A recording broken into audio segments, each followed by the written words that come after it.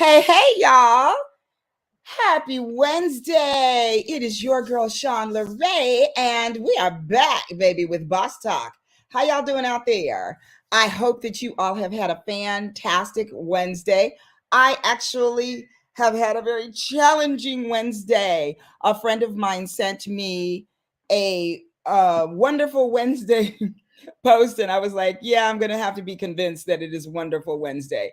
And the reason for that, y'all, is y'all know I'm trying to do this doctorate thing, right? And so I have a paper that is due at 11:59 tonight, and I was really having a hard time kind of wrapping my brain around it. Y'all know I got the ADHD thing going on, and so it was getting a little bit difficult for the girl.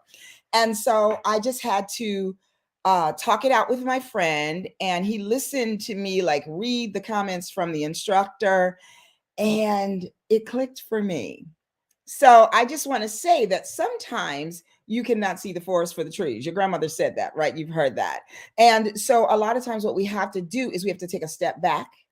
And so I invite you, if you are out there, well, no, I got to stop saying if you're out there, because if you're out there, you're hearing me. If you're not, it doesn't matter, right? So here we go. Those of you that are out there, can you put in the chat something that you have had to take a step back from, like something that made you have to kind of pause and put it on hold for a minute? And a lot of times what we're putting on hold is our anxiety, right? Because we get all caught up in like what's happening and what we think is important, and what jumps to the forefront of our mind. And when we do that, we end up missing the calm, the cool, and the message that is coming to us. So what has been a thing out there for somebody out there that you've had to step back from? Because today I tell you, I had to step way back from that paper. I went and took the bubble bath and had a little therapy with Miss Eve Marie, and I'm feeling fine now as she gets me together. And then I took some breaths and did a little mindful meditation and prayer in that bubble bath, and I'm ready for y'all tonight. I'm ready to have some fun. So don't be shy. Somebody put it out there. And I want to stand a little bit so you all go. I hate standing up because it's so hard to get back in this chair with the pillows and all, but I want to stand up so y'all can see. Oh, I'm so little, you can't see, I'm short. So here, let me do this. Can you see my fantastic, beautiful girl on my shirt? Thank you, Soror Tiffany Scott Clemente of the Genuine Article, because this was my birthday present from her and my brother Calvin. I gotta get back to where I was. Oh, yeah, there we go. All right, y'all can see me good, right? But I thought you all wanted to see that it says always enough. And so that's a good message, because sometimes we can get caught up in the world stuff and like what's going on in our lives and what goes on in our heads, and we can think that we're not enough. And I just want to remind y'all tonight that you are absolutely enough in all your fabulous who you are-ness. So whatever it is that you do for your life, for your livelihood, whatever you've been through in the past, whatever you're going through now, it might make you feel some type of way. But I want you to just know that you are enough. You are always enough. And so, yeah, that's my message for tonight, y'all. And I am so excited. I know y'all think I'm always well, I am. I'm always excited, but but tonight I am super excited about my guest. My guest and I have just been getting to know one another over the last couple of months, because she was referred to me by her offspring, her daughter. And I called her daughter to speak at a therapist organization meeting from San Fernando Valley Camp, and she was not available. She was traveling the world, darling. But she referred me to a woman by the name of Susan Lowe. And when she referred her, after I said, okay, great, thank you, she said, oh, by the way, that's my mom. Which I think is really cool, because they do similar work. And the work that they do is so very important. And in addition to that, they're just wonderful, lovely human beings on the planet. So, y'all know that I bring you guys quality humans to get to know and to interact with and to just kind of vibe with. And so, my guest tonight, if you saw the show notes, you know that we're going to talk about Black maternal and mental health. And we're calling this show tonight Joy and Pain. All right, so let's have some fun. Who out there knows who did the song that is a classic, hello, called Joy and Pain? I'm gonna wait for y'all. Somebody put that in the chat for me. Come on, you guys, play with me tonight. Don't be mean. Play with me. Let's play. Who knows who did that song? Put it in the chat. I'm having a little tea. As I took the sip of this tea, I really thought about my beautiful pink and green teacup that my friend Naomi gave me for my birthday. I should have put my tea in that so y'all could see that. It was awesome. So nobody's gonna put that in the chat for me. Wayne Lindsay, are you in the audience tonight? Because you definitely should be writing that in the chat. If you must not be on tonight. So that song was done by Frankie Beverly and Mays. Yes, joy and pain, like sunshine and rain. Okay, I'm done singing. But so we're going to talk about the joy and pain of motherhood. And so often we don't talk about the pain because we always like to focus on the joy. And the truth is that it comes with both.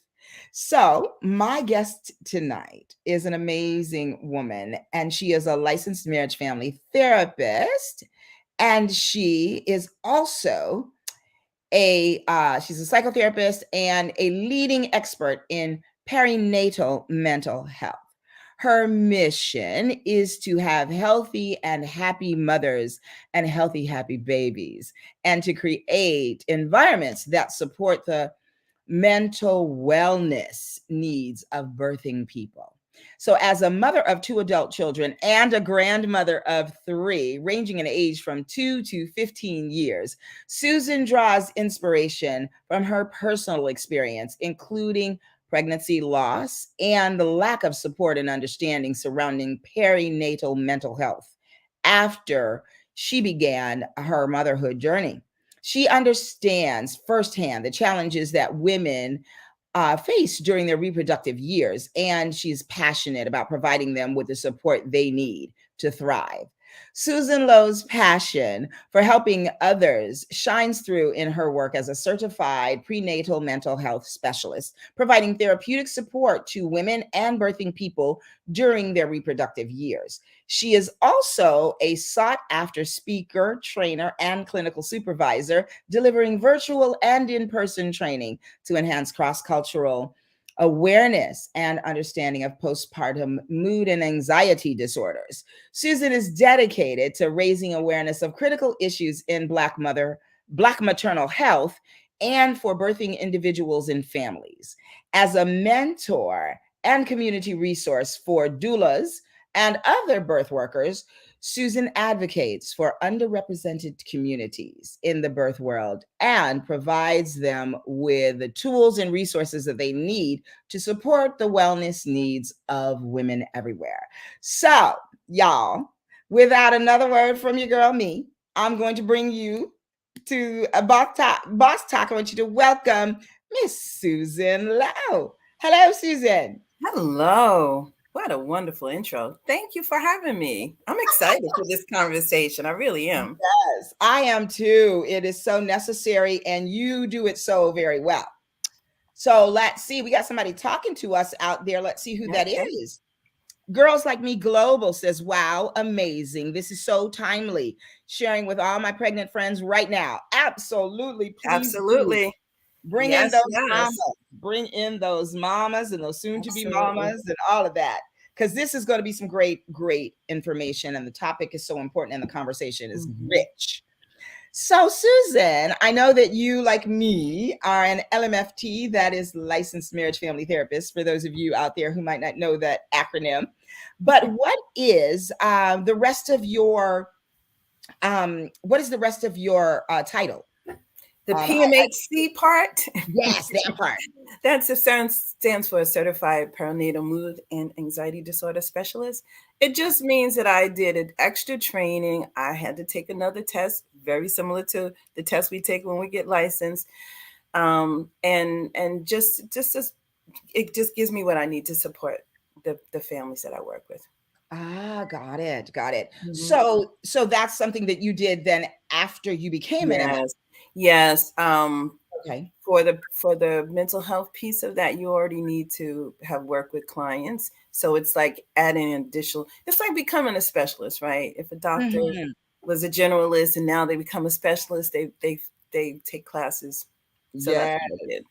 Yes, and I know because I am a trauma recovery specialist. Mhm. After doing my MFT thing, I had started out working in the trauma work right away because I work with victims of crime. Yeah. And so Antioch was having their pilot program in the psychology of trauma. And so after going to a DMH training, because I didn't do DMH paperwork in my practice, Oh, okay. I did victims of crime paperwork, and I wasn't getting hired because I knew nothing about DMH paperwork. So I got introduced to that through Antioch. They did an essentials of DMH paperwork. So I was in there, and in that program, the woman who ran that program was also starting this psychology of trauma pilot.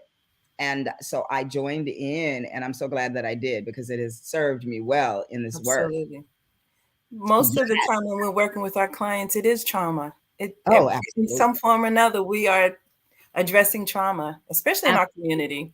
Absolutely. And then the DMH has all these other fancy names for it. We could simplify things, right? If we just said it's trauma. It's trauma. Right? Hmm. Absolutely. Oh, I love this. We're going to have some fun because we're on the same Hmm. page. I love it. So then tell me, what made you decide to go back and get this particular specialization? Wow. Um, well, it kind of came to me. I think these kind of things oftentimes are a calling. Um, my daughter is in the birth working world and in many things. She wears many hats.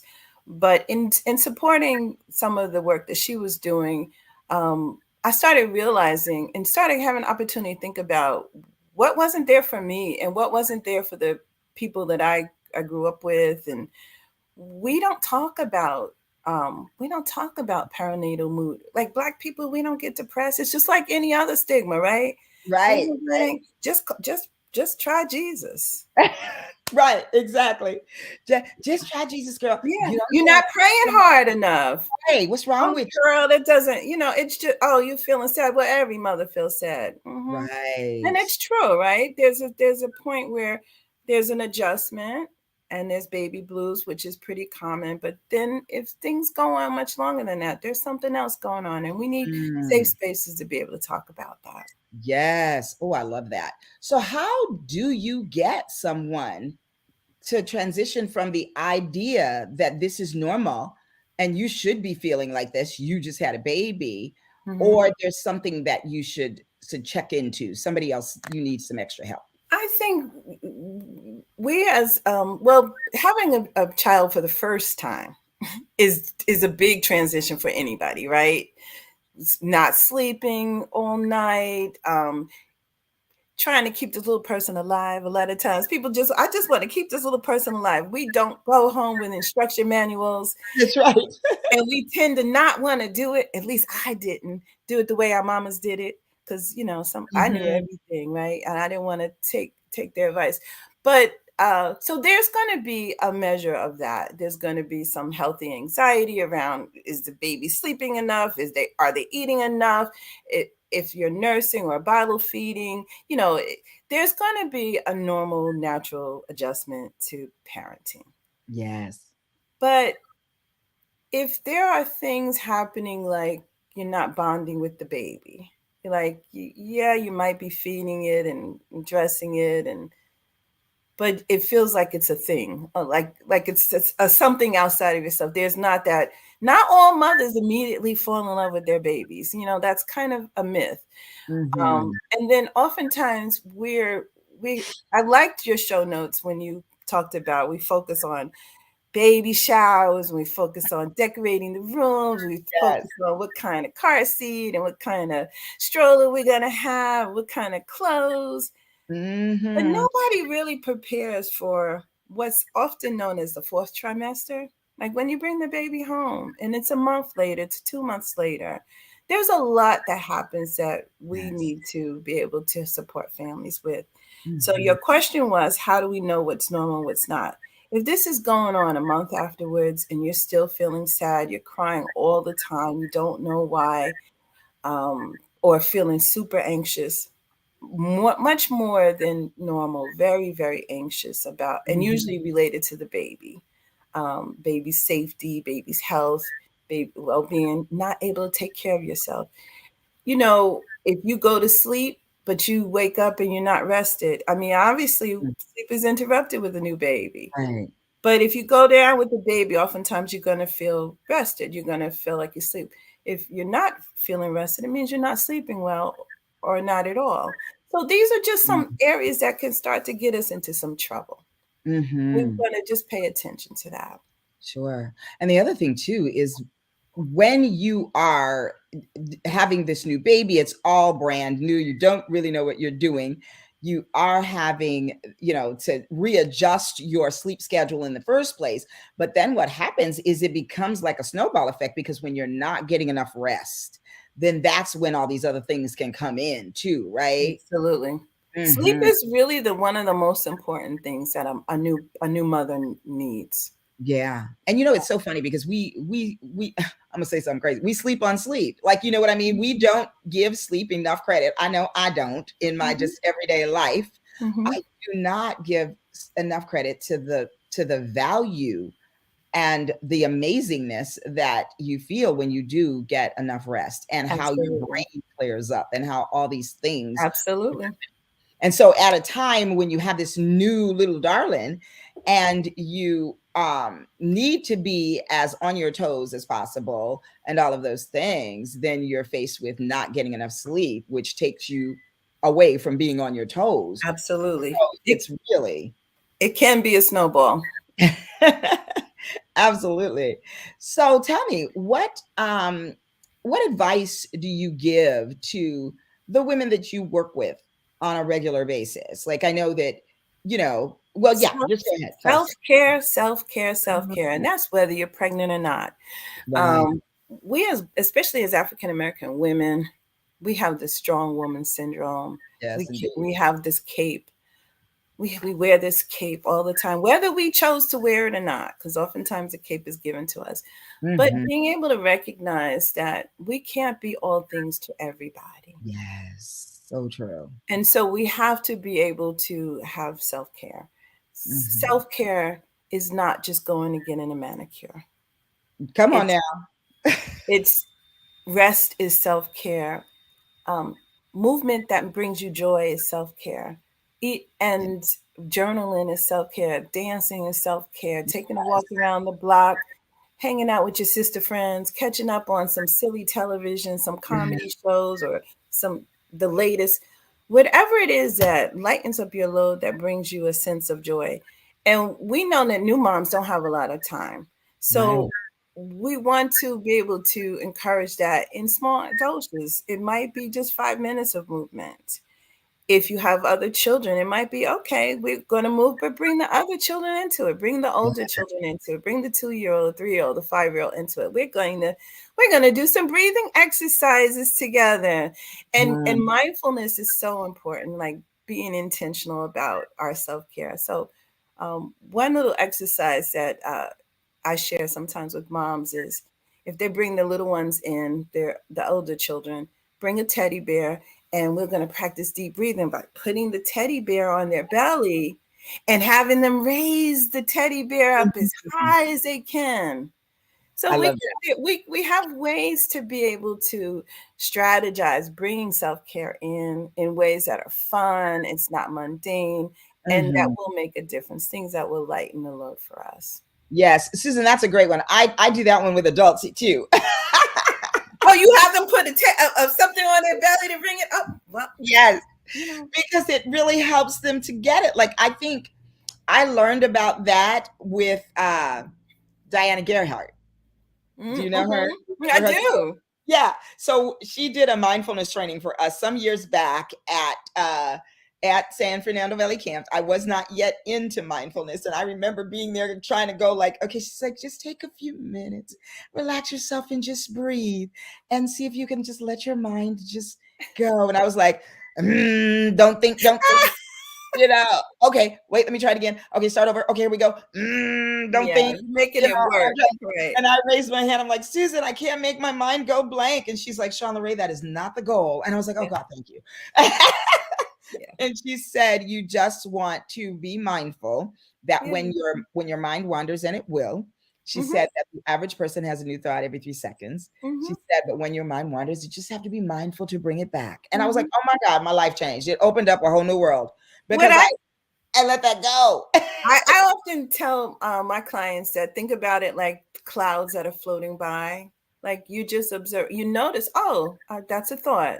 And then you Mhm. let it go by. Or watching a leaf on a river as it's, like if a leaf is floating down a river. Yeah, That's you see it. I Oh, love that I have a thought. visualization. It took my thought, and then you bring your attention. And for me, I always bring my attention back to the breath because that's something Yes, that's always happening, right? So I just want to pay notice. Oh, okay. I'm breathing in, I'm breathing out. I bring it back. That's something that we always have. It's always with us.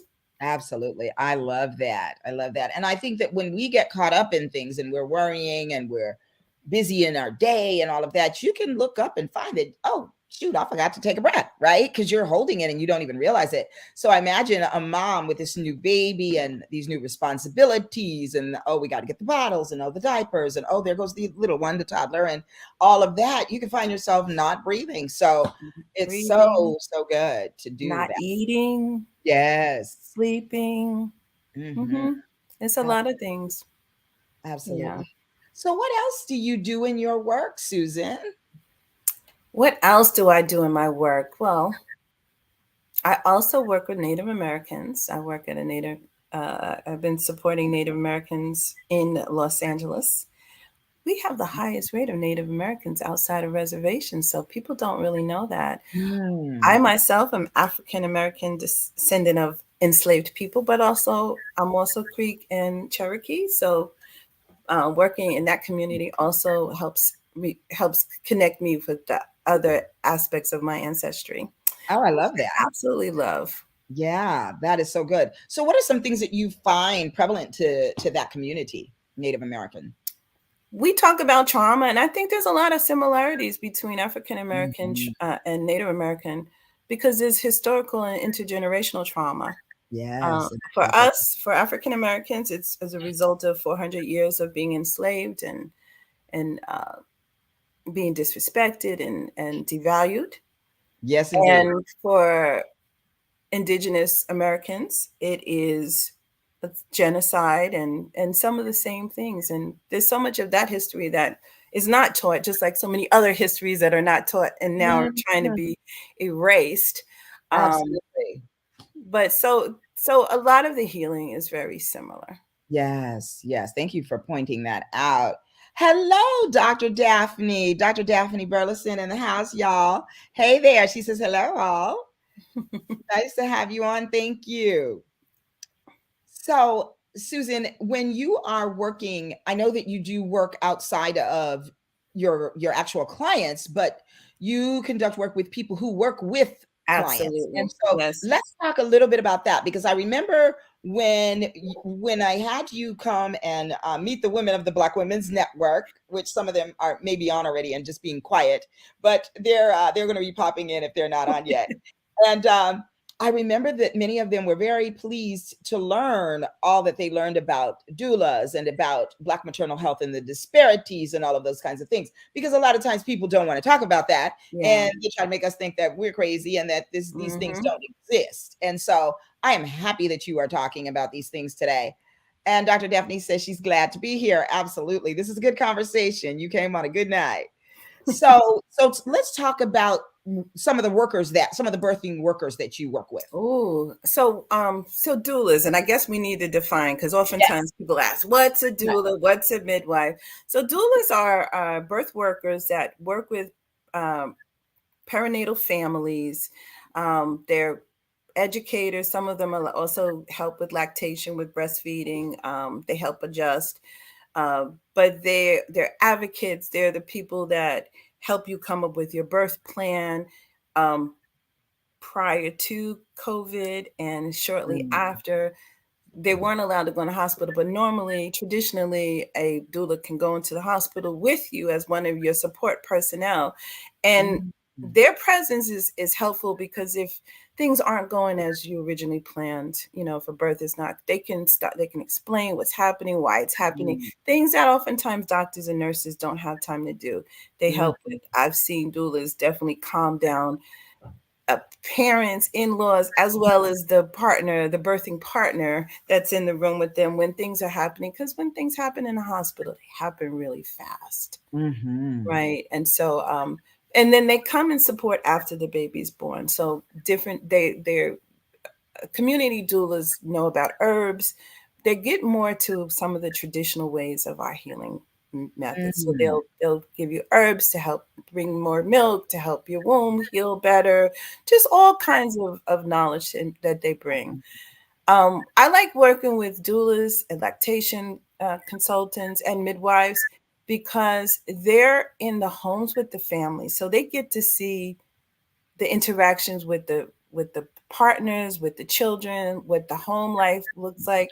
They get mm, to hear what some of the stresses are. A lot, oftentimes, it's financial stressors, but it could be adjustment to he's working or the partner. I'm saying birthing people because not all partners are male female, right? So right. sometimes it's same sex partners, but there's roles changing when babies are born, right? Who does what, and Oh things yeah. are different, and you have to renegotiate some things in relationships after babies are born. A lot of things in relationships need to be negotiated. So did I mention that healthy Mhm. boundaries is also a self-care, Yeah, one you of better the say that self-care again. Say that one things? again. Healthy boundaries is also one of the things that is very Yes. prevalent in when I'm talking with clients that we have to renegotiate some Yeah, things. for sure. Yeah. Yeah. So working with these families, what happens is a lot of times because they are used to seeing birthing people, they tend to notice when something's a little bit off. Mhm. And that's Okay. when I'll get a call and say, hey, we have this mama and we just like you to maybe just consult with them or maybe do an assessment or just give resources. Oftentimes, doulas and midwives have tons of resources to give, Mhm. but they're not mental health professionals. Right, right. So I work with people that are very clear about what they can do and what they can't do, and will call for help. Not just myself. There are many other therapists that support these community these community doulas. Yes, yes. In fact, you met one of my friends at our therapist meeting, and I didn't know she was doing this kind of work. Yes, Nikki. Yeah, that's she so great. she did. Yes. Yes. So, okay, so the doulas, and see, this is why I'm so glad you're here because, like you said, a lot of people don't know what a doula is, and I honestly, before I became educated on this topic a little bit more, one of my clients actually, who was a doula, that's how Hmm. I found out. But I thought that doulas delivered babies, Ah, and so midwives deliver yes, babies. yes, and so that was a definite Mhm. opening for me to get that right. And so now, when a person, how does a person decide that you know? Or let me see, how do I want to phrase this? So a lot of people want to have babies in hospitals with but with a midwife. And are they Mhm. allowed now to go into the There hospitals? are some hospitals that have midwives, and you have options to choose that. I'm going to say there's two kinds of midwives. There's Okay. community midwives, which will be practicing closer to the traditional midwifery model. Originally, So what I did talk about with the ladies with you was originally Black women birthed all babies in this country for 400 Okay. years. When they went back to Africa, they didn't just pull people. They didn't come back with slaves. They came back with architects, engineers, Come on now. scientists, inventors, and midwives. And Mm, they went specifically for midwives because of the talent and skill they have. Midwives don't just birth babies. They brought traditional wisdom of the herbs, of understanding the cycles, of understanding the how to bring a mm, baby in a good way, bring the baby forth in a good way. We bring spirituality and touch and things that hospitals don't do those things. If you touch a mama, you can get in trouble in a hospital, right? And I'm mhm, talking bringing prayers. Or if you wanted to do your traditional, you can't do those things in a hospital oftentimes unless you not too many of them. So a mm, lot of community doulas are community midwives are coming back with birthing centers, so people have an option of having babies at mhm, home if they choose to, or in a birthing center, which is not a hospital per se, but it is a center where they can birth at, and then very much the way they would at home. um, mm. and there's always safety backups. So people oftentimes say, I would never have a baby at home, but there's always a backup plan just in case a person does need to go to the Right. hospital and have some immediate needs addressed. Okay. Okay. So, how do people find midwives and doulas?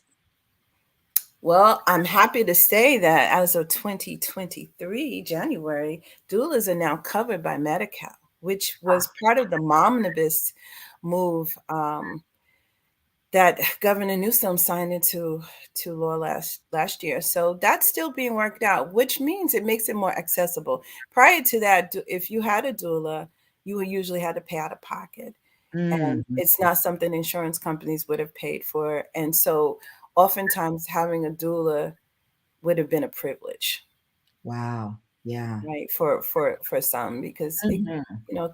it can range, but it's really a really having a doula is a lifesaver. I mean, I think there's somebody they're gonna be in your corner. They're gonna help you really in the nitty gritty. And every Mhm. doula is different, but you have some that come at night and will help with night feedings and cook meals for the first two weeks so that you don't have to worry about that. Make sure that you have support of Ooh, friends child, and I need a family. doula, and I ain't even having no baby. Okay, Hello, I need a doula hello. at the house. Hello.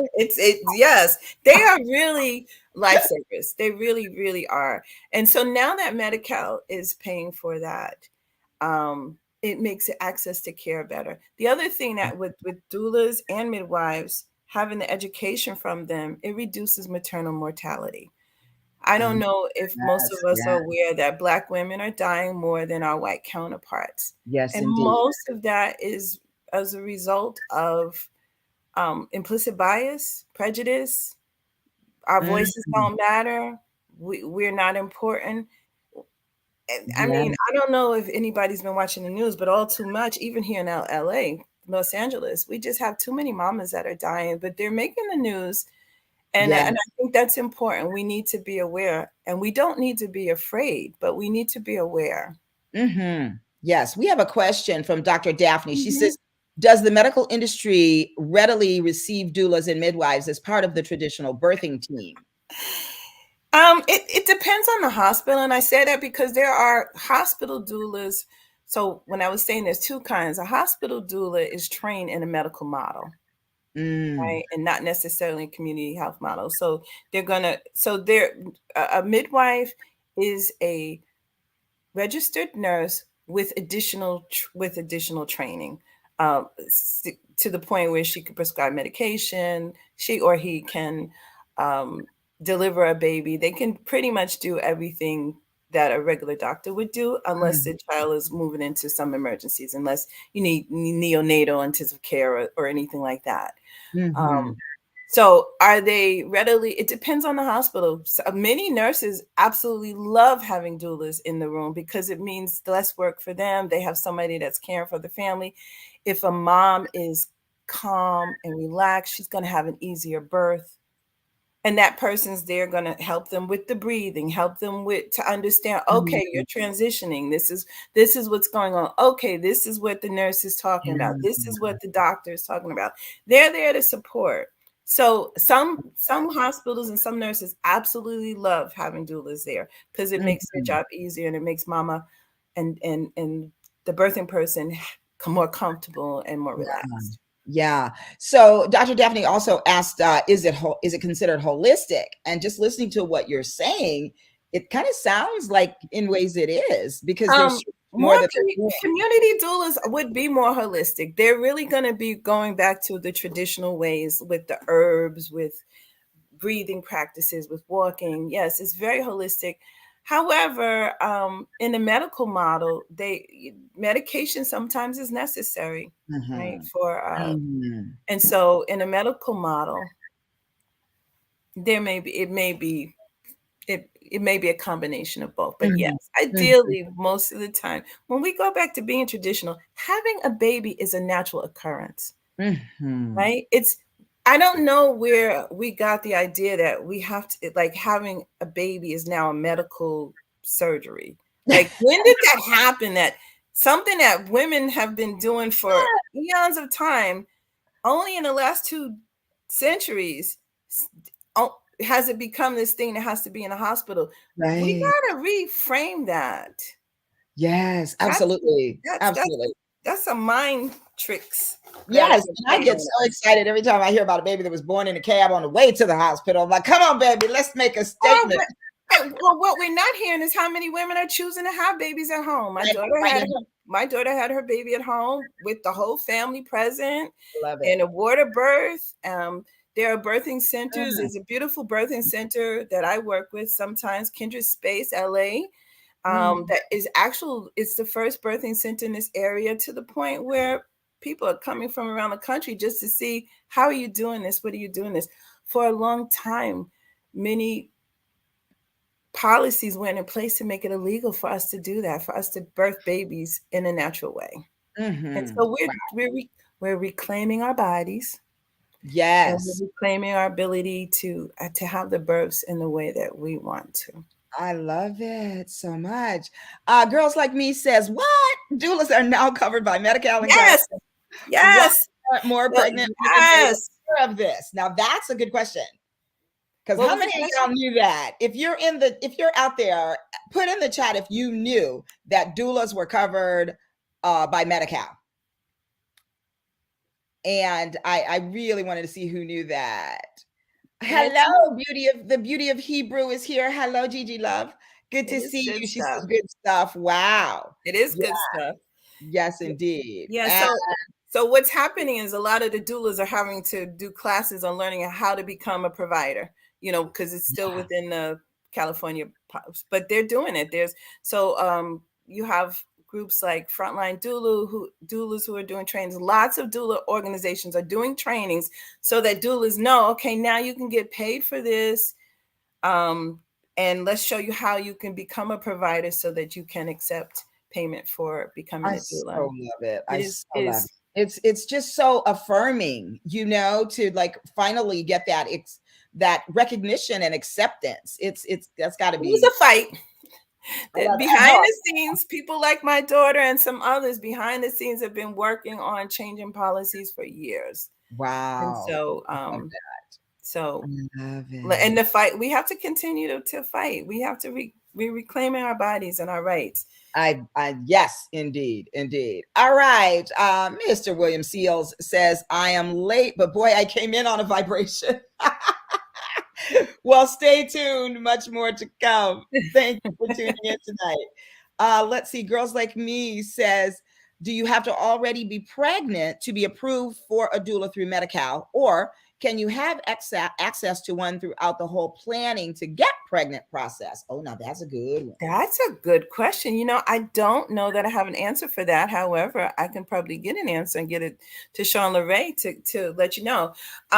Most of the time, most of the time people are pregnant when they have a doula, because they support throughout the Mhm. pregnancy and after the birth. Um, But there are getting pregnant and the fraternity, I mean the fertility journey is also a journey that a lot of people go through. And Mm, so I would have to find out about that. I don't know, because usually doulas are supporting pregnant and postpartum, but that's a good question. Or even mhm. sometimes, unfortunately, doulas also support with grief and loss if there's a pregnancy or The infant loss. Same, term. they'll support mama and birthing person with that. But something like infertility issues are also something that's addressed in mental health therapy for perinatal specialists too, because Yes. that is a big issue for a lot of people, and we don't want to talk about it as much. Even surrogacy, or just people have so they try so many rounds, and it's financially draining and it's emotionally draining. And that is something that we do need to consider and talk about. Absolutely. 100%. And, I think it's great that doulas manage, this whole mass of things. And what, my brain is always like monetize, monetize. So I was thinking that, there should be the doulas, like you said, they're doing these trainings, but there are so many areas that can be addressed to really bring this whole thing, kind of full circle, so that mothers have support in ways that, they probably didn't even know that they Yeah, needed. And so absolutely. I love that this is happening. William says, I've been saying this for a long time. What you're doing is fantastic for Black women. Absolutely. Yeah. I love it. I love it. And let's see, girls said, and also, how about our men? Awesome. Ooh, you're Yes, getting it, absolutely. girl. Can you Absolutely. talk about the benefits of Absolutely. this for husbands and fathers? Absolutely. Ooh, would Because this be covered for them? Yes. absolutely, because a doula supports the family, right? And so help, it's not just just like midwives, just like, they support the family. Ideally, we want to bring partners into the educational part. You need to understand what's going on. How's the baby growing? Where is mom at this? And men are more active in actively involved in this process, but it impacts Mhm. them too. I Love also it. want to say that men can be affected by perinatal mood. They can get depression, anxiety too, and people think Yes. that it's just women, Yeah. and that's not always the case. So there are support groups for men. There are new daddy groups for men. There are Kindred Space has a what's it, donuts with dads on Saturdays, which I think is such a great, and it's just like a support group for men that are new fathers, because just like us, they don't. This is new to them too, and Yeah, it moves them into especially. a different identity. Being, moving from singlehood to parenthood is a huge transition for everybody, Mhm. Yes. And, everybody. I think it's so, so important because I think that, there are all these problems that happen around the pregnancy and the birthing process, and then the postpartum and all of that impact relationships. So I think it is especially helpful if the man gets an understanding of what is happening with her body, Yeah, because she is like, no, get away from me, yeah, that and yes, afterwards, I mean, can we yes, talk about it? That, sex may be different. absolutely. Definitely, initially, none for Right. 6 weeks, but even still, because the body is changing, and Mhm. mom is tired, and if there is if the birthing person is experiencing depression or anxiety that's related to the hormonal changes and the fluctuation, it is definitely going to have an impact. So doulas can help with supporting with understanding, and then a perinatal specialist with the mental health piece can help with that. But there are also a lot of support groups out there, that because some of it is just education, right? It's not necessarily, you just don't know what you don't know. That So you part. can Yeah. learn some of the things, and then learn strategies how to manage them. I love it. The collective says, thank you, ladies. This has been so informative and encouraging. That is so awesome. Thank Mhm. you. Is that the Kimball Collective, by the way? I just want to know. And Dr. Daphne says, if a surrogate is, this is so great. I love these questions. Mhm. If a surrogate is established, does the surrogate have a right to choose these services? I Ooh. would say yes, because I mean, the surrogate is a birthing person, Mm-hmm. and would probably also need to be supported. Even though a lot of surrogates, my understanding, I don't have a lot of experience in that, but a lot of surrogates have had babies before, but that doesn't mean that they can't use the support. They're a Right. pregnant person, they're having a Mhm. baby, there's changes going on in their bodies, even if they're choosing to, even if the choice is that it's not, they're just carrying a They're child for different. another Yeah. person, but it's still, they're having an experience also as part of that Mhm. family process. I love it. Well, Susan, we've kind of tapped on postpartum, but let's talk a little bit more. Can you give us more details on what that looks like for a mom? And I know that you deal specifically with the mental health process and the mental Mhm. health part of this. So can you talk a little bit about postpartum depression? Because I know that there's a stigma around it, but nobody really knows really what it is unless you having it. What is it? What Yeah. is postpartum? Well, it encompasses it can encompass anxiety, and so pregnancy related anxiety. Hmm. Um, so anxiety could look um, like I shared in the training earlier, being obsessed with things going on with the baby. For instance, somebody might feel like they might have images of like scary thoughts of Hmm. I'm driving. If I drive in a car, I might crash. So what they tend to do is not drive the car, or not want to leave the house, or change the baby more than usual, wash the clothes more than usual. So it's moving towards OCD Hmm. and those kind of things. And Yeah. so when I ask if people are having scary thoughts, we want to check that, because nobody wants to talk about I'm checking my baby every 2 minutes to see if they're breathing. Hmm. I don't know if that's normal or not. Right. I don't want to be seen as a bad mom. And let's be real, let's be honest. As Black women, or as Black people in this country, um, our child protective services have been unfair to us. Our Right. children Absolutely. get taken away more easier and faster and more often, and at higher rates in foster care than they should be. So there's real fear about sharing some of the things that people are experiencing. And Mm. so we need safe spaces to be able to have those conversations and understand that it's not life threatening. No, you're having some anxiety symptoms. Mm. There's solutions for that. There's some of the things we talked about already, the self-care piece, the mindfulness piece, the deep breathing, sometimes medication. I know everybody's not into that, but sometimes medication is helpful. But Mhm. understanding that it's just a response that we can address. And so Absolutely. but we can't address it until we talk about it. Right. And that's the key. That is the key is to erase that stigma and open those mouths up and let's have these hard conversations because they're important. Oh, the collective. Okay. LaShonda. Hi there, darling. Sean B. Thanks for tuning in. Oh, and That then you- when we talk about depression, like I said, tearfulness, crying, um, Mhm. often feeling not connected to the baby, not having low energy, pretty much the same kind of symptoms it would be if you weren't pregnant.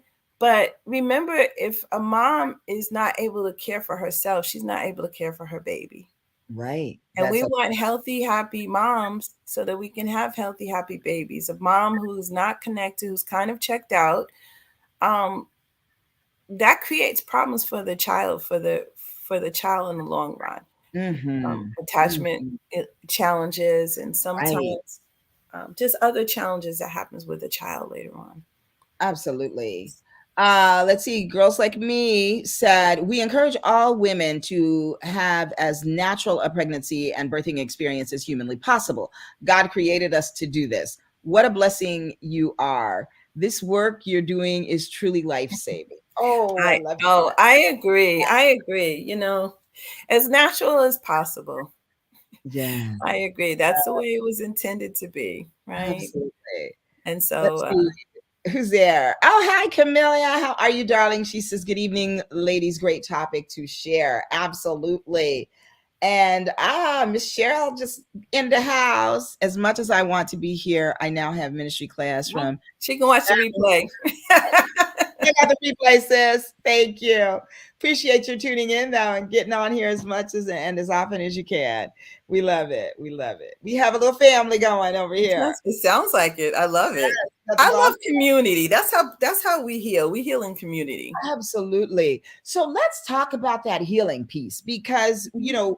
we in our community, even saying that you have depression can be attached to some feelings in the community and families and the stigmas, and that's why there's you and myself and all the other people of color Yeah. that are doing this work, Lashonda.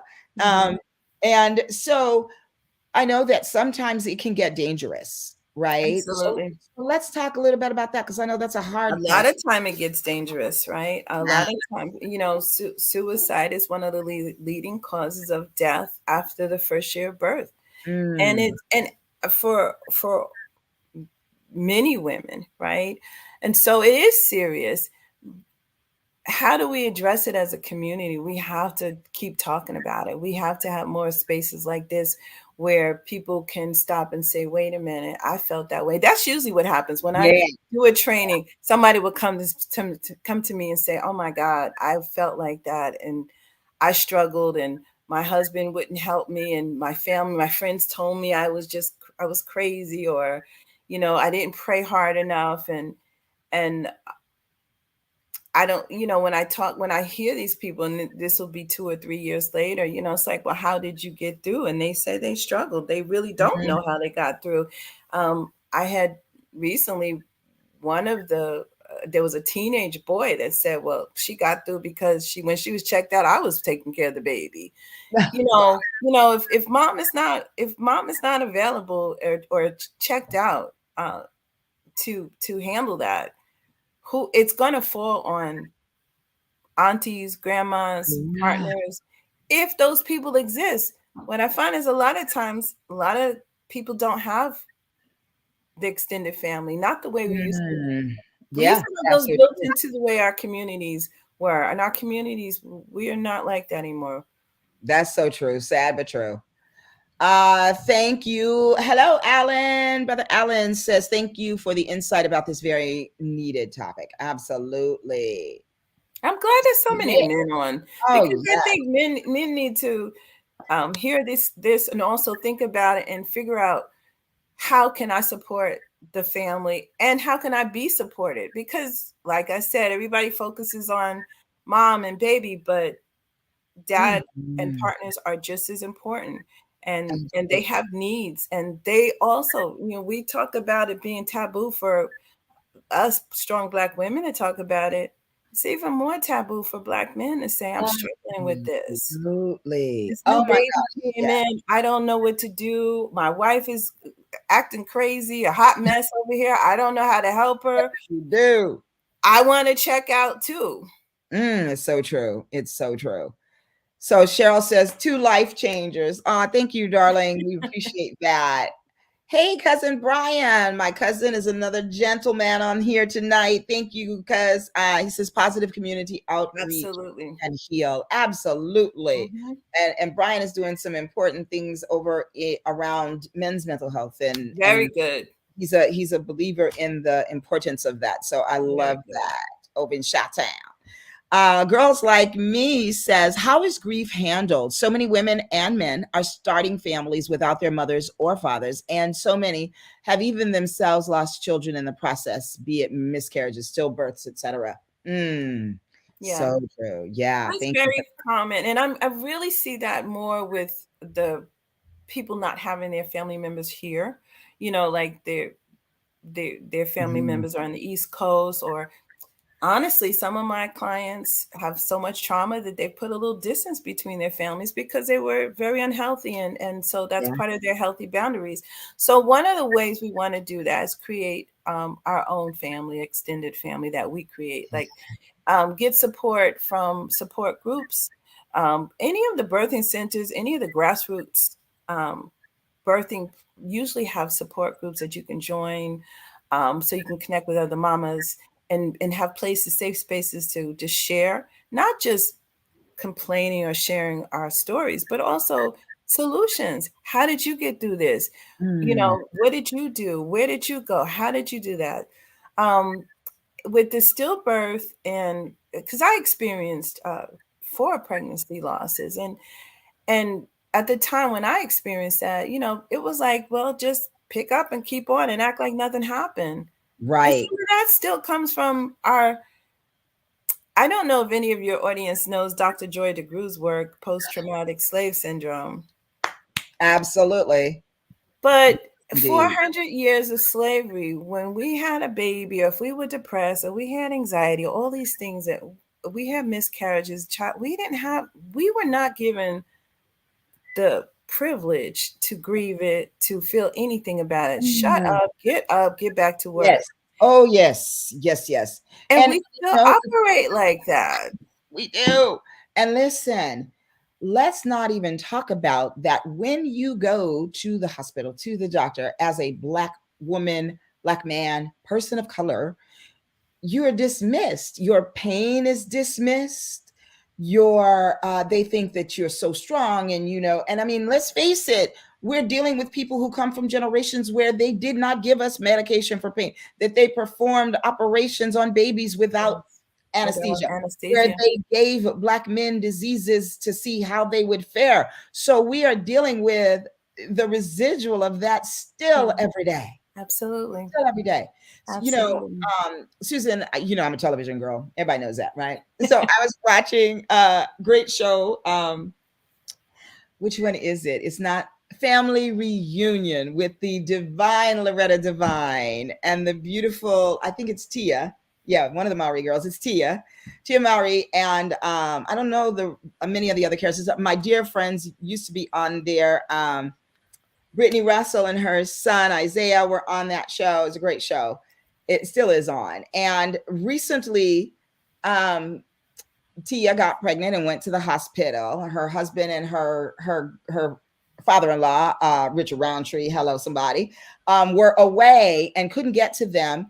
And so her daughter and her mother-in-law, Loretta, went to the hospital, and she was having some problems.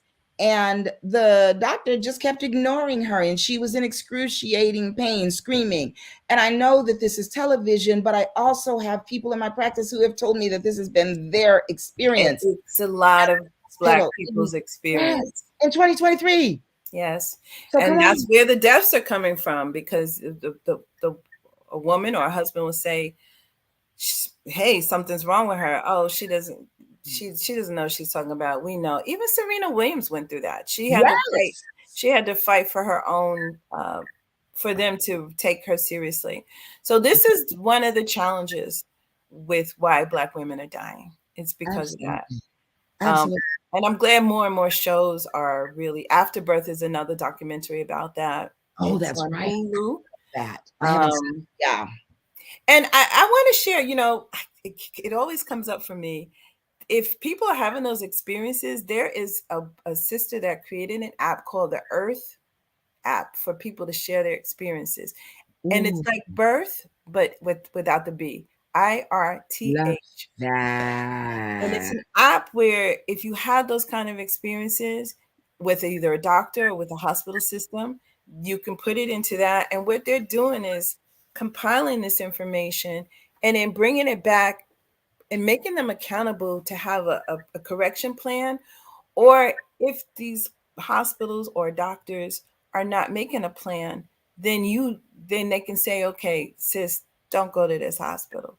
Don't go to this doctor. Yes, see there. I love that. We have to, like, I think you'll find a lot of people in the birthing world in many different capacities are finding other ways, because if you just complain to a hospital, it doesn't always get addressed. Sometimes it mysteriously disappears into a trash can somewhere. Mhm, But how we about need that? to come outside of those systems to be able to report this, and we need to talk about this. That's why I'm Mm, glad those shows are happening. It's happening in the news, because if you're outside of a hospital system, even to our white counterparts, they don't know this. And like when I talk to white therapists or white friends, it's like it's a shock to them too. Like it's like this is happening. This is yes, this is really happening. It is And then absolutely. amongst women, if we don't talk about with each other, and that's what's happening. People are getting in these circles and go, "Oh, that happened to you? That happened to me Yes, too." absolutely. So we Hmm. need to be able to have these conversations so that we know what's going on and call people to be accountable. And that's why the reclaiming our bodies. Like Yeah, people are choosing to come out of these systems altogether. And it's like, yep, I'm getting a doula, I'm getting a midwife, and I'm having a home birth. yeah. And Even that's such a good thing. gynecologists, and a lot of doctors are Black women doctors in particular are leaving their general practices in hospitals and all of that and going into some holistic wellness kind of activities that are specific to Black women and women and people of color. So I love it all. William says, would a wholesome, healthy diet during pregnancy possibly curtail the possibility of postpartum?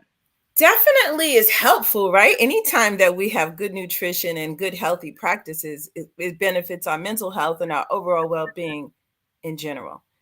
However, sometimes postpartum issues are a result of the hormonal changes that are taking place in the woman's body, Right. right? Like just like people experience PMS differently, people Mhm. experience menopause differently. Some will have more, more symptoms than others. It's hard to tell how a person will respond, but it is definitely helpful Mhm. to Yeah. have a good, healthy diet, have healthy practices, movement, hydration, healthy mindfulness and breathing, ways to manage your stresses, coping skills. Absolutely. And then, Mhm. and it helps with the recovery. If you are experiencing these things, it helps with recovery so that you can recover faster. Because those would be things that I would definitely assign to people. Very good. Absolutely. Lucia Nehemiah, Mr. Wellness, Mr. Well Connected is here. Hello, darling. He says, awesome. Thanks for tuning in. I love that the gentlemen are in the Me house. too. I'm loving it too. I love it. Thank you guys for tuning in.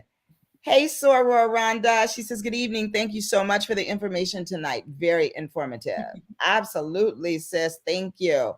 And Alan asks, how can the Black community receive mental treatment as a normal process on our everyday life? Ooh, Ooh, that's good. that's like the $1 million question. That's the money question, It right? is. It is. Yes. That's a question I also have. I think, look, brother Allen, it sounds like you're part of the solution. I know the two ladies that you're looking at are part of the solution. We have to Yes. reduce the stigma. We have to let people know that it's okay to seek help and get supported. Mhm. Even encourage more of us to go into the field. There's only 2% of the population of therapists are African American. Less than a half a percent are PsyDs Mm. or psychologists. So we also have to encourage our students to go into mental Yes. health to this work so that we have more culturally congruent therapy modalities and people that are practicing. In the Absolutely. meantime, we work with our allies. We help to educate and support those who really are striving to be allies to our community. Yes, But indeed. we just need more of us. And Absolutely. in any capacity, more churches are having mental health therapy as part of their programs. Some of the bigger churches. I mean, like I said earlier, we can have Jesus and mental health. We can have them both. Girl, listen, a long time back, oh gosh, this was pre-pandemic. I did a talk at Black Women's Network called Black Folks Don't Do Therapy and Other Urban Myths. And whenever I hear from people, they're like, well, I be praying. Yes. And God Yes, is a therapist too, y'all. Thank you. Absolutely. praying, whether You better pray. You better whomever you pray to, all actually, I find that my clients that have any kind of spiritual practices and believe in a higher power tend to heal faster anyway. We bring it all in. I bring culture in. Like I said, I work with Native Americans, I work with Africans, I work with different people that culture, we bring it all in. So we bring the Absolutely. rituals, we bring the ceremonies into it. We can have it all. It Mhm. is all helpful to our mental health. Yes. Yes, Thank the you, Earth Alan. app. I'll put Yes. that app up. Yeah, get that app, y'all. That's important. IRTH, Earth app. We have a question from Hmm. Techie. Hey, Techie, he says, as a husband and a new father, I have Hmm. to say this is truly amazing, ladies. We need to have y'all come and do this talk in West Africa. Baby, you ain't said nothing but a word. Susan and I are on our way. Just let us know what we need to do. My son-in-law is from Ghana. Okay. And we were blessed to have his father come when we had the home birth. And so his father was in the home. And so if you're West African, even though he was in the home, he spent the whole time praying while the baby was born and did not come in, even though everybody else was there. He did not come in because that's not their custom. And he did not see her until the next day. And then we had a traditional naming ceremony a few days later. Oh, I love that. I love that. Well, thank you for that great question and for that great comment. Yes, we definitely. And congratulations on being a new Yes, father. Patty. That's Let's so let's awesome. let's let's not forget that part. That's for sure. Thank Yes. you. Yes. Oh my gosh, the chat is blowing up. I so love this, y'all. Let's see. The beauty of Hebrew. Gigi says, my son is 31 now. However, I checked to make sure that he was breathing regularly. As a new mom, I wanted to make sure that he was okay. Absolutely. Yeah. So there's a certain part of anxiety that's pretty normal. I checked my baby quite often, or especially if they were, oh, it's 2 hours. They should be feeding now, and I almost want to go wake them up until the aunties say, no, no, no, Do let that. them sleep. Absolutely. No, Absolutely. so no, that part is normal, but when it gets in the way of daily functioning, when it creates problems in your relationship, Mhm, when mhm, it makes it difficult for you to go to work or to work even in the home, mhm. when it's interfering, when you find yourself isolating and staying away from people, when you find yourself hiding, if you're crying all the time and you Mm. don't know, oh my God, I just can't stop crying, I'm crying all day, all night, that's a problem. Yes, indeed. We have some more great questions in the chat, but and thank you for that, Gigi. I want to really quickly have you go back to something that you just touched on, and I'm going to get to y'all's questions in a minute and your comments. But we talked just very briefly about attachment. Mm. And so, can you speak a little bit more about what attachment is for those of us who are out there that don't know? Yeah. Or that don't know in the capacity in the way that it relates to this, and hold that thought because there's one other thing. Now, I just want to make sure that everybody understands what perinatal means. So will you Mhm. just real quick say that? Okay, perinatal is pregnancy piece. Sometimes it's also known as perinatal mental health, maternal mental health, but pregnancy and then after pregnancy, postpartum is after the birth, after the birth. Mhm. So it's usually a range from they usually say a year. I would say up to 2 years, especially if you're a nursing mom, up to 2 years after a baby's born, people can experience these things. um, they can have depression or anxiety or OCD or other things show up even 2 and 3 months after a Mhm. baby's born when it wasn't there before. And that's when you know this is not regular baby blues, right? Baby blues Right. goes away typically in about 2 weeks after you have a baby. And it's a result of the hormone. It's a sudden hormonal change. You had a baby, now your hormones are dropping. So there's adjustment. Your body's Mhm. adjusting. So I am and then to get to you asked about attachment. Yes. So uh human beings need touch. We need to be a call and response. With babies, with infants, mamas talk to them, or caregivers talk to them, and then there's a response. They need to know that if I'm hungry, somebody's going to feed me. If I'm wet, somebody's going to change me. If my tummy's hurting, somebody's going to burp me. And when we are able to address all the needs of our children and be responsive to them, they feel safe and they Mm. become safe. They feel like the world is a safe place to be. Yeah. So that's a secure attachment style. But Right. what happens with a mom who's not able to take care of herself and is not connected with her child, is either doing the bare minimum or even worse, not baby's crying and they just ignore it and go in another room and sleep through it and do not address those. It sets up for it affects the child's brain. It sets up a lot of not so great things. Unless, I mean, if mom is not okay, that's where everybody else has to show up. That's where aunties, Right. sisters, daddies, next door neighbors, church ladies, people Right. need to come and attend to the baby. So that and attend to mom, but make sure that the baby has these needs met. And that's why support is so important for new mamas. Mhm. It's so important because sometimes if a woman is checked out, that's what I'm going to call it. If she's just not available and not mentally, spiritually, physically able to care for herself or her child, we need to help her. We need to have a happier mama so we can have a happy, healthy baby. Um, don't want to get into, but the long run, that Oof. it could be a long time negative effect for a child for the rest of their lives because their Absolutely. brain is not developing well. Right. And even into adulthood and into relationships, because Absolutely. how you show up post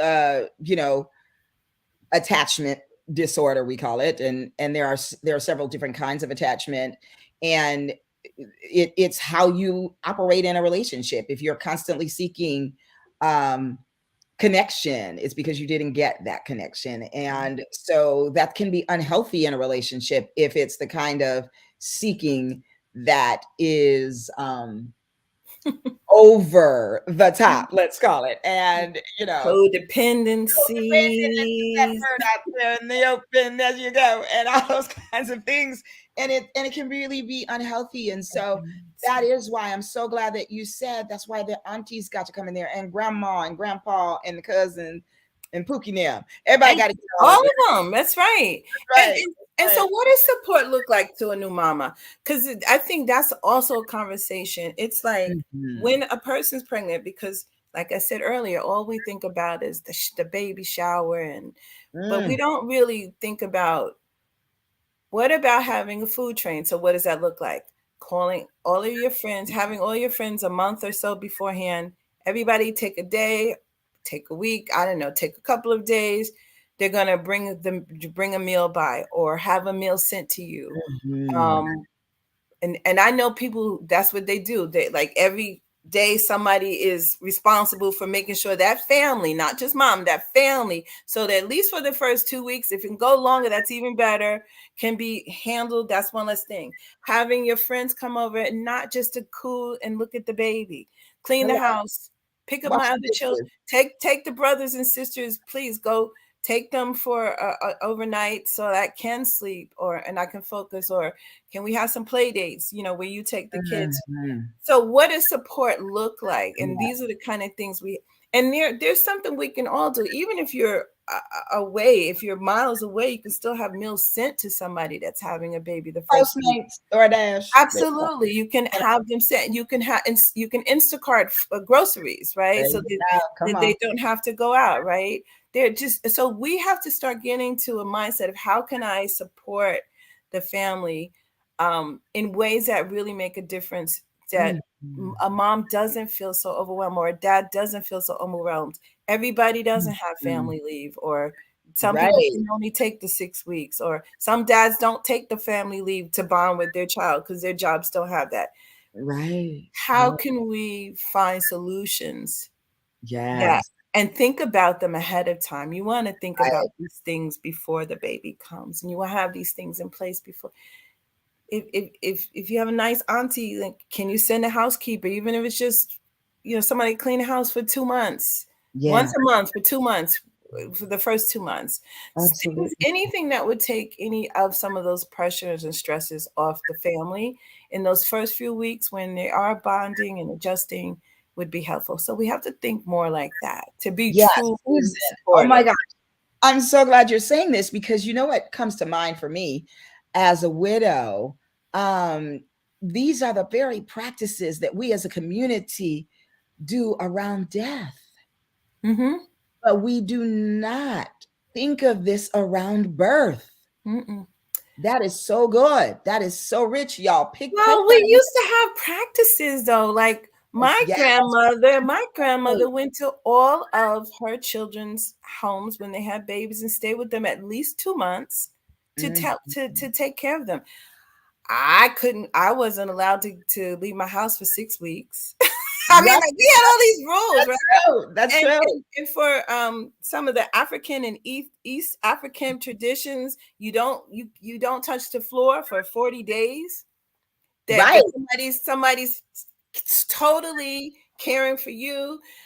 Asian women have a birthing houses where, again, you don't touch somebody's taking care of the baby, somebody's helping nursing, you don't have to wash clothes, you don't have to cook, they just take care of you. We used to have practices built in. If Mm. you were with a traditional midwife, they would have those things set up and help you. But we're in a different society, Yes, and we indeed. have to go back to understanding that those are the things that kept us healthy, and we don't do those anymore. We don't Mm. even you could go and have support from your church. How many of these young people are really even attached to a spiritual community? That's right. Come on. Come You on. know, and for me, it's one of the most interesting things that I work with clients with that they don't have any attachments to anybody here, especially if they're transplants, and Mhm. they haven't built any communities, and especially the pandemic didn't help. Yeah. Being shut down for 2 years, people feel like I Mm. don't know anybody, I'm out of touch. And so really encouraging them, okay, join these support groups, meet other people, Yeah. create your community, get to know your neighbors. I'm not saying all of them are cool, but like put yourself in places where you can meet safe people and develop these, because we do heal in a village model. We do need a Yes. village. But I had a client said, I heard it takes a village. And then she said, but where's my village? Where's the village? I'm trying to find this village. Where is this village you keep telling me about? Where the village at? Holla. And, and so it's like, I get it. So let's Yeah. create the village. How do we create the village? Yeah. Bobby. Hey, Bobby D. What's up? My brother. He says every ethnic and indigenous culture has a thread of healing that Absolutely. only the most intuitive physicians are aware of. That is Ooh, so real. Thank it's you for that. The it's so chat is important. blowing up, Susan. This Oh, is that's so good. good. Oh, Bobby, baby, you are on fire. Listen to this one. Why are our sisters more susceptible to fibroids than any other race? Do you know that one, Susan? You know, I have my ideas, but no, that's out of my lane. But I have experienced that also. So like that is it is something that Ah.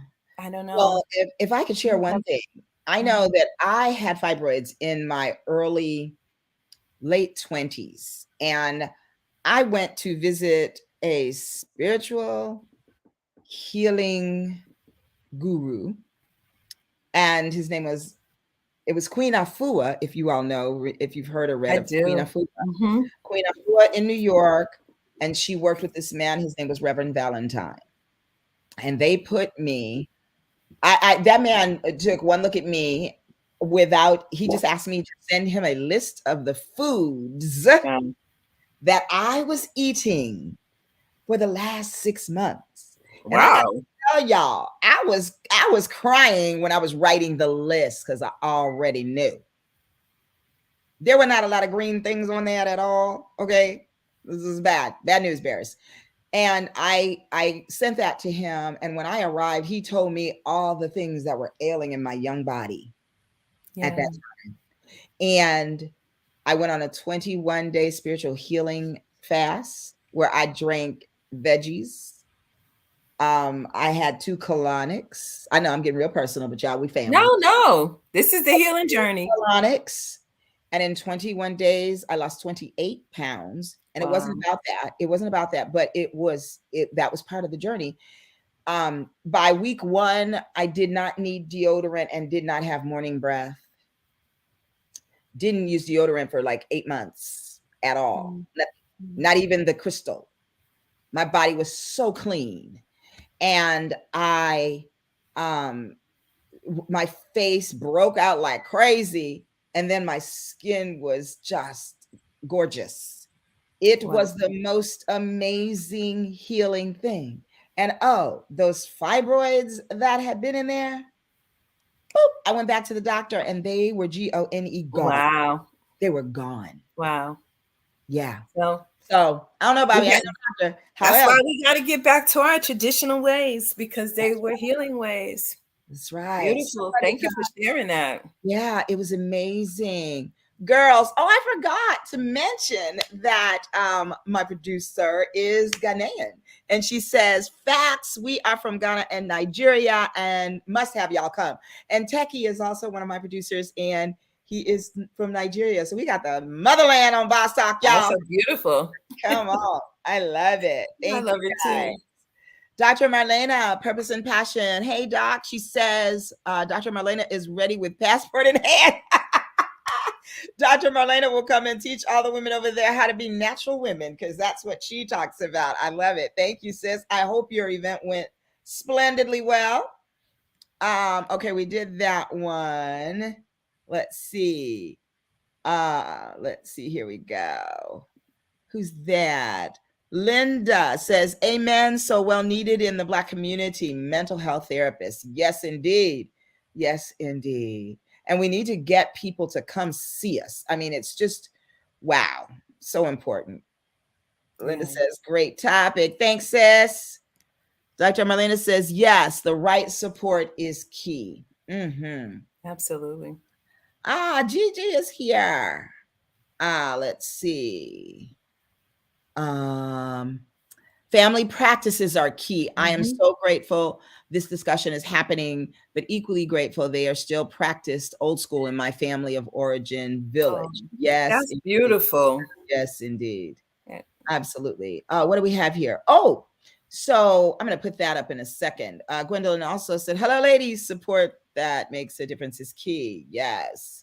You guys are just so Mhm. awesome. I hope it's giving you ideas on ways to support the birthing people in your lives. Yes, Mhm. absolutely facts. We are we did that. We did that. Oh, and I didn't read the rest or even plan something specific. Oh, wait.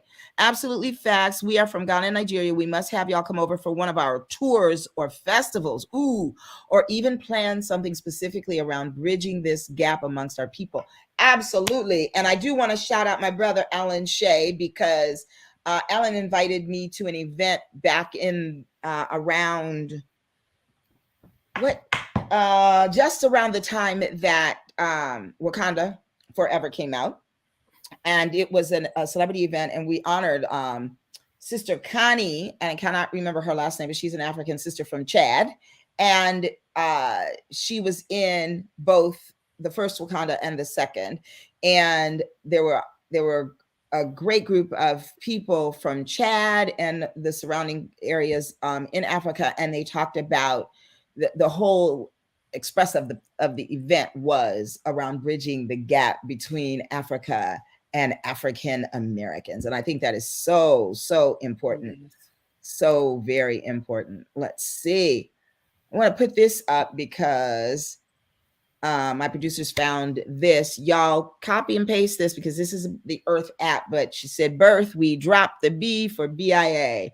And there's the app, download on Apple or Google Store, enjoying the community of women sharing their birthing experience with different doctors and hospitals around the world to ensure you make the best possible choices for your own planning and birthing experience. We are truly better together. So thank y'all for that. Yeah, I love that. So please share that with the birthing people that you know. Mhm. Listen, this has been an amazing talk tonight. Let's see what the collective says. Don't leave. Sean, be out. I can provide mental health services in West Africa, some fashion. And Sounds like we got a whole trip we got the village planned. That's going. right, the whole village. I No, love it. Sean B. We got you on the bus, girl. Let's see. Great ideas to support family friends who are having or had babies. Yes. And Dr. Marlena said, foods and stress. Yep. 100%. Oh, that was that. Okay. And then just check in on those birthing families, like really ask the sis, sis, how you doing? I know that used to come out a lot during the pandemic, but really it's the strong ones are the ones you think, oh, they had a baby. Oh, you're supposed to be happy. Oh, it's like check in with them. Check in, really check in. Absolutely. And know your people. Know them. Know when something's different. When something just ain't right. Because Mm-hmm. chances are you're absolutely Mm-hmm. right. Absolutely right. I'm going to put up another amazing app here just around what you were talking about, Susan. And I love my producers. They back there working. I see. I'm looking at all of this stuff. Okay. They said www.mealtrain.com, organize meals for a friend after birth, surgery, or illness. I love Absolutely. that. Absolutely. Yes, there's another one called I think it's called Take Them a Meal. And I know that when I had COVID and I lost William, they were, my friends were on there. You can sign up for it. You can put down what you're bringing. You can, whatever it is, you can even order the meals right there on the app. And so I'm sure this is probably the same wonderful type of thing. All those kind of services. I would say something that's already prepared as opposed to like HelloFresh or some of the others where you have to prepare them. I would at Mhm. least the first couple of weeks send them full meals or bring by full meals or things like that. And as well as clean the house. Like sometimes, Mhm. people just want to come to see the baby, hold the baby, and it's like, no, be useful. That's right. You That's right. coming not to just hold the baby or let's Absolutely. Absolutely. make my load lighter. Absolutely. And listen, don't be afraid to ask for Oh, what you absolutely. need, women. That's part of Please. self-care And too. fathers and brothers, don't be afraid to ask for what you need. Because a lot of times people mean well, they just ain't thinking, they just all mesmerized by the cute little pumpkin, and they forget that your house needs cleaning or that your dishes need washed, or any of that sort of thing. And eating is absolutely, because when I lost William, I didn't eat. People literally come and say, "Did you eat?" And yes to that HelloFresh thing, because I couldn't even put nothing in the microwave. It was Right. just, So you know, so even yeah. So even having to right. make the meal, to put the meal Yeah, together might be a little bit too much. yeah. Yeah. You want to really support the families the best way Mhm. you can. Yes. Susan, this has been so great. Thank you so much. I knew this was going to be amazing. I knew this was going to be a great talk. Thank you for And I'm having me. so glad that thank you all so much for jumping on here tonight and playing with us this evening. We absolutely love you, boss talkers out there. And Susan, I love you, girl. I'm taking you everywhere I go. I told you that. This is It our sounds third like we're going to Ghana soon. So exactly. This is, I think, our third leg on the tour. it is. It is. It Yes, is. It's been indeed. so beautiful. Yes, Um, indeed. I think before we leave, I just want to just shout out maybe like frontline doulas.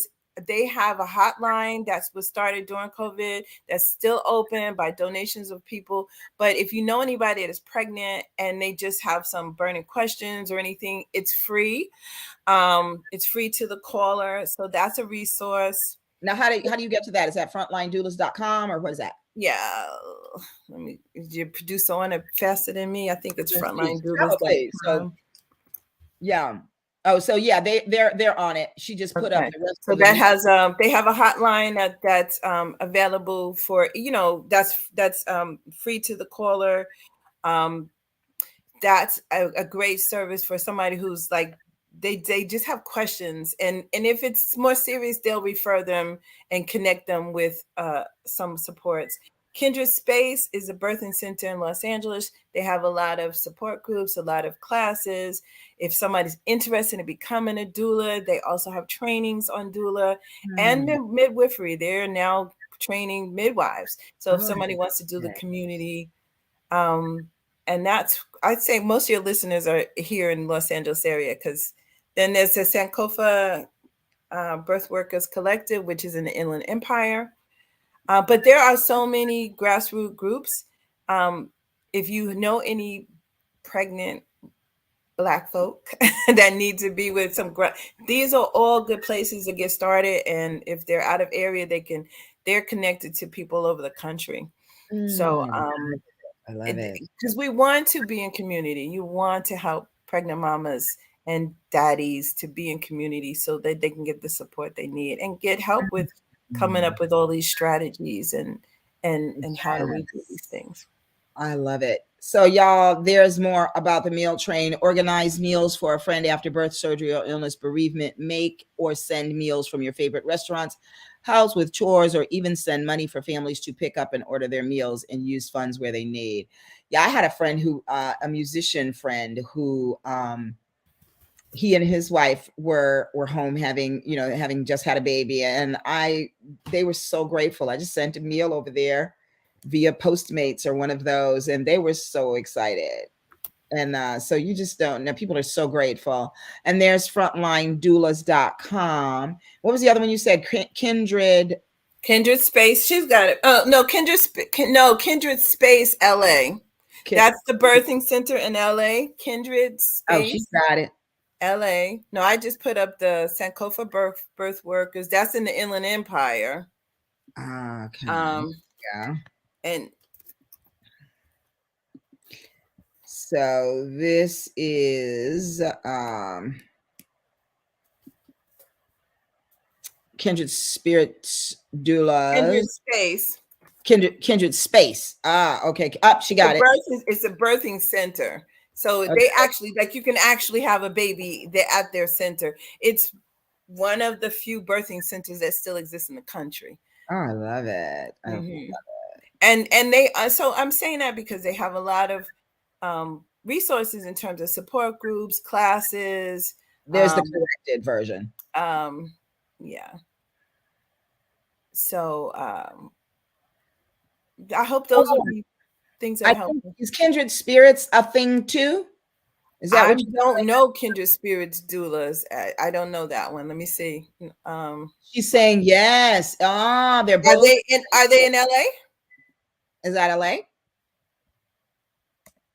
Well, I'm sure it's helpful if they're doulas. Yeah. So, but Here. I was given support. And here we go. It is. It's in LA. Okay. All right. So, mhm. Very cool. So yeah. So So those are listen. some. So Those are here's some a couple things. There Go are ahead. many other resources, but those are some that I know are great people that'll point you in a good direction. And they have support groups for the families, for the daddies. There's men's support groups. There's all kinds of wonderful stuff. Mm-hmm. And if anybody is interested in the kind of work that Susan is doing now, Susan, do you need to be an MFT already? To be a therapist for mental health. No, to be the to get the second the Well, postpartum. they have different tracks. They have a track for prescribers, which would be reproductive psychiatrists that prescribe medication. There's Mhm. a track for mental health, which you need to have had 2 years experience working with clients. So yes, but there's an allied health one. So there's a track for birth workers, for doulas, for lactation, for educators. There is another track for allied workers. Mhm. And what is that one? Is that Um, certification so you? I get my certification from Postpartum Support International, which is an international. It's an international organization. They also have a people of color division specific because they do recognize the uniqueness and the needs of our community. So that's been revved up very well. I'm a participant in that also.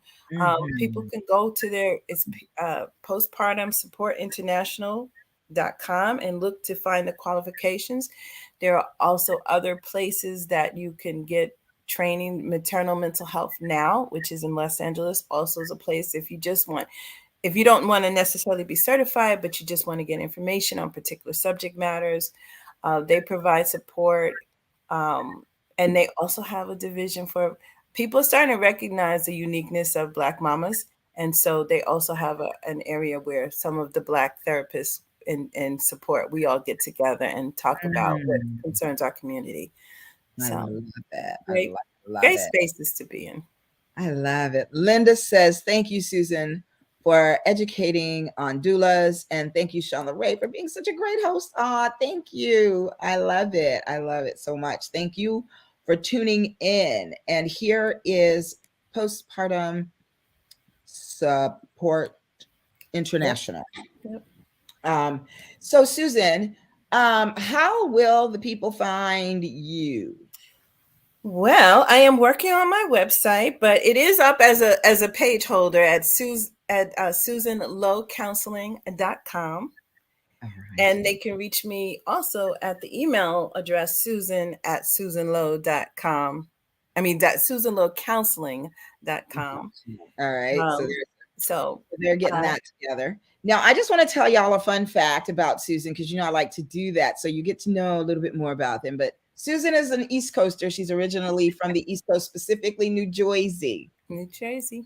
Yes, and so Susan, there are certain things that you do on your out time. So when Oh, Susan's my, not helping my doulas, fun these stuff. are the things she does. She is I'm a Trekkie. she's a Trekkie. She loves live concerts, jazz, R&B, and neo soul. All right, Absolutely. okay, I love it. She binge watches Bridgerton, darling. Oh, May 4th. you're gonna love the Queen fact that I'm gonna Charlotte. tell you that I went to the Bridgerton experience, darling. Did you? I Yes, wanted to and I Starshine B didn't. went. It was fantastic. We had so much fun. Well, maybe when Queen Charlotte comes out, they'll bring it back again. Yes, yes. Maybe we can do that together. Yes, we have to. We must. We had so. Oh my gosh, and we were very, very popular that night. Let me just tell you. I bet you were. We dressed, and I wore the white wig. I wore the queen's Oh outfit. my goodness. Yeah, so much fun. Yes, it was awesome. So let's see. She enjoys shows that challenge contestants to adapt quickly to change, like Project Runway, America's Test Kitchen, and the next generation. Okay.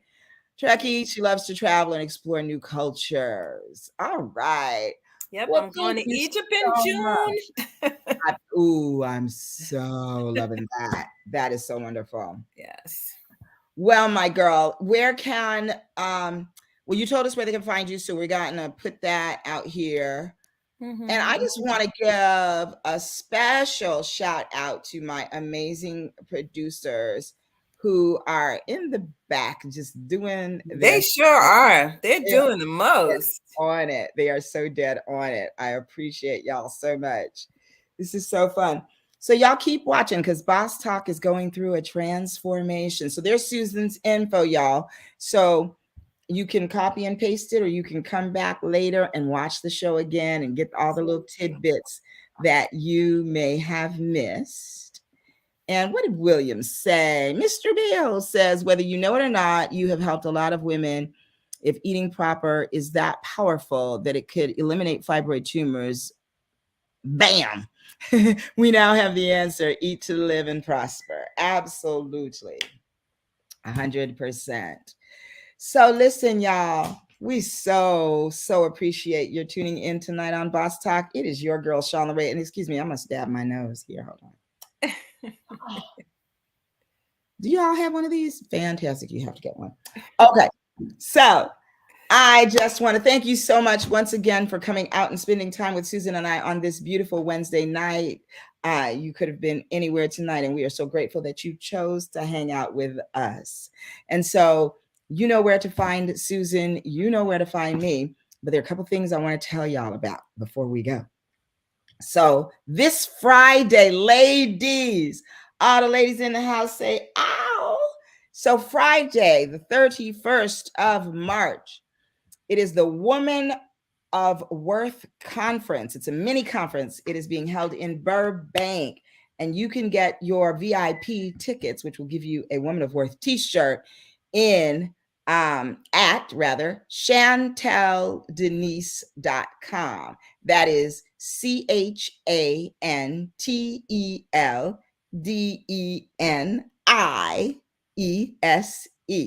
chanteldenise.com. And that Denise again is DENIESE. chanteldenise.com for tickets.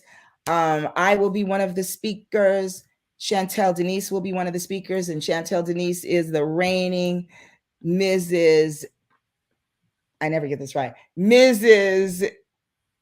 Elite US Woman of Achievement 2023. Yes, I got it. And also, Janet Walters will be with us. And Janet is the reigning ambassador queen of the Woman of Achievement pageant systems. I am a former 2012 Ms. Elite California Woman of Achievement. And we are going to be talking about your worth and how you can ace it in your lives. So you don't want to miss that. It is from 6:30 to 9:30. So definitely go to that website and get those tickets. And also on April 30th, Living Loved Healing in conjunction with One Solution, Gwendolyn Goodman, will be putting on Dating from the Soul. So ladies, please come and spend time with us. It's a day-long retreat. We're going to feed you breakfast and lunch. We got swag bags and wonderful gifts and opportunity drawings and lots of wisdom that will be dropped. We're going to be just talking real candid and about your dating and things you've done well, things you haven't done well, choices you've made that did not serve you, and why.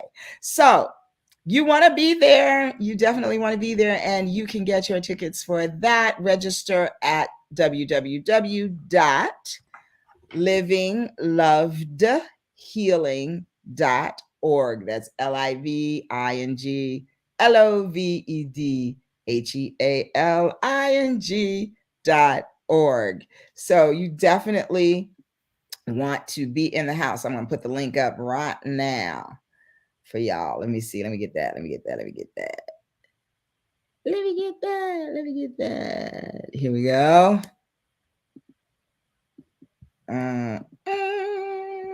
Ooh, somebody said something. Let me see what they said. Hold on. All right. Much love back at you, Dr. Marlena. Thank you. And there's the link for I almost said boss talk. That's the link for Dating from the Soul. And again, for Friday, it is at you can go to Chantel Denise DENIESE. Chantel is CHANTEL.com and get your tickets. And we're gonna have some fun. So you need to be in the house. So again, thank you all. Thank you, Susan. This has been so wonderful. I appreciate you so much.